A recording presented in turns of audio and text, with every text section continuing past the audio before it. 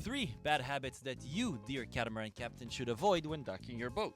The first one is having 2 hands on the throttle. Now, this will lead you to develop a very bad habit of waiting to use too much power in the engines to maneuver your boat. You do not need 2 hands on the throttles unless it's a really emergency situation. 1 hand on the helm, 1 hand on the throttles. That 0.1 second that it takes you to move your hand from one throttle to the other isn't what's killing your approach. The fact that you're not waiting for the boat to respond is what's killing your approach, which leads me to point number 2. But before we talk about that, I just want to say that remember that every scenario, every boat, every location, every captain is different. So listen to what I have to say and think about the principle I'm saying and see if they apply to you, to your unique captain understanding and personality, to your location and to your boat.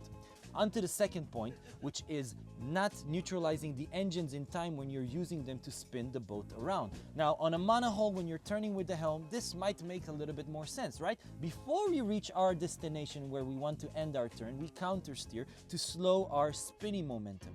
But when we're using the engine, oftentimes we forget about it. And I want you to remember that you need to neutralize your spinning momentum before you reach the point where you want to turn. On to the third point, which is the habit of spinning in place and then docking your boat.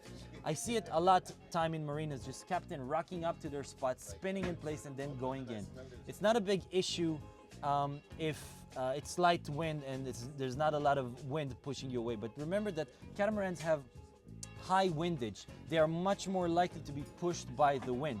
And if you are not moving over the water, you are stationary in place, you don't have that water resistance when you're moving over the water. When you're moving over the water, you have water flowing on your rudders, on your hull, and on your tiny little keels that resist that wind push. And if you are spinning in place, you are more likely to be pushed away by the wind. Now, you can use it to your advantage, but if you don't pay attention to it, you're gonna end up in a really bad spot. Now, this week I filmed a lot of content on catamaran, so stay tuned. This week I'm on a beautiful Fontaine Peugeot 40 Isla by Istian Yachting, and I cannot wait to share all this content with you. So stay tuned and I'll see you in the next one.